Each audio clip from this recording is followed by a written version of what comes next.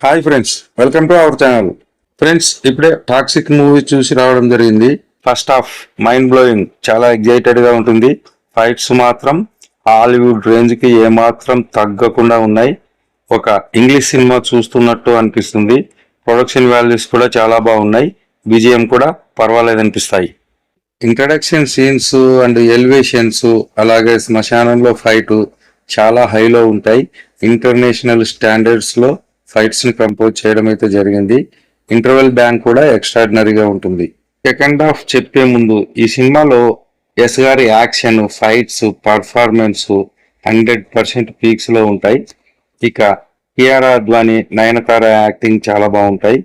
అలాగే హుమా కురేషి, రుక్మిణి వసంత్, తారా సుతారియా, అలాగే విలన్స్ అందరూ కూడా బాగా చేశారని చెప్పవచ్చు.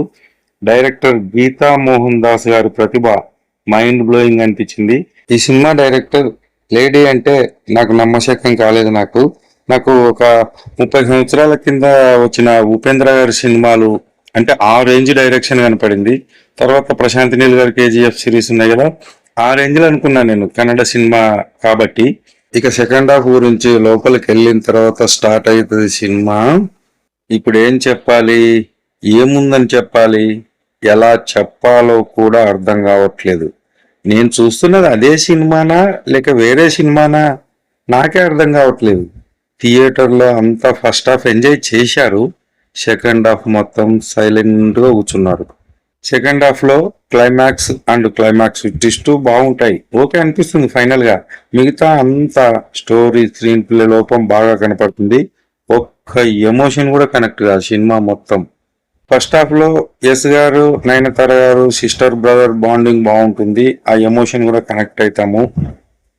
తర్వాత ఎస్ గారి, కియారా అద్వానీ ఎమోషన్ సీన్స్ కానీ, రొమాంటిక్ సీన్స్ కానీ బాగానే ఉంటాయి.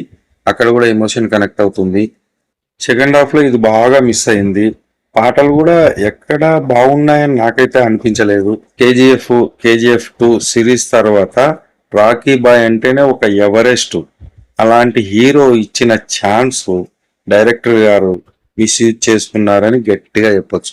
కానీ టెక్నికల్ గా కావచ్చు, కొన్ని సీన్స్ వైజ్ గా కావచ్చు, ఫైట్స్ పరంగా కావచ్చు, హాలీవుడ్ రేంజ్ ని తలపించేలా హై వోల్టేజ్లు అయితే తీసింది. ఈ సినిమాకు 600 కోట్లకు పైగా ఖర్చు పెట్టి తీస్తే ఎలా ఉండాలి? అసలు మెయిన్ స్టోరీ ఎక్కడ? మెయిన్ స్క్రీన్ ప్లే లేదు సరిగా. స్టోరీ, స్క్రీన్ ప్లే కరెక్ట్ ఉన్నప్పుడే ఎమోషన్ కనెక్ట్ అవుతుంది. ఈ రెండు లేకుండా ఎమోషన్ ఎలా కనెక్ట్ అవుతుంది? దీనికి తోడు సినిమా 3 గంటలకు పైగా ఉంది. అవసరమా? 2.5 గంటల్లో ముగించేసింటే ఇంకోలా ఉండేదేమో. ఫ్యామిలీతో చూసే సినిమా కాదు, పిల్లలకు అసలు చూపించాల్సిన సినిమా అసలే కాదు. అందుకే ఏ సర్టిఫికెట్ వచ్చింది అనుకోండి. నాకు తెలిసి ఈ సినిమా ఇండియాలో కంటే కూడా అదర్ కంట్రీస్ లో బాగా చూస్తారు. ఎందుకంటే సినిమా మొత్తం హాలీవుడ్ రేంజ్ లోనే పిక్చరైజ్ చేశారనమాట. సినిమా హాలీవుడ్ సినిమా చూస్తున్న ఫీలింగ్ అయితే క్లియర్ గా కనపడుతుంది. బహుశా అందుకేనేమో కన్నడ, ఇంగ్లీష్ 2 లాంగ్వేజెస్ లో ఒకేసారి షూట్ చేయడం జరిగింది సినిమా. మామూలుగా హాలీవుడ్ వాళ్ళు ఏం ఎక్స్పెక్ట్ చేస్తారు? వాళ్ళకి సెంటిమెంట్, ఎమోషన్, కనెక్ట్ ఇవన్నీ అవసరం లేదు. వాళ్ళకి కావాల్సింది ఫైట్స్ హైలైట్, అందులో డౌట్ ఏం లేదు. రొమాన్స్ కావాల్సినన్ని సీన్లు ఉన్నాయి కాబట్టి అక్కడ బాగా కనెక్ట్ అవుతారనుకుంటున్నాను. ఇక సినిమా చూడాలనుకుంటే ఎస్ గారి గురించే చూడాలి. ఆయన యాక్టింగ్ కానీ, ఫైట్స్ కానీ, పర్ఫార్మెన్స్ కానీ చాలా బాగుంటాయి. అందులో 2 క్యారెక్టర్లు కాబట్టి 2 క్యారెక్టర్లు కూడా చాలా బాగా చేశాడు. అక్కడక్కడ డైలాగులు కూడా బాగానే అనిపిస్తాయి.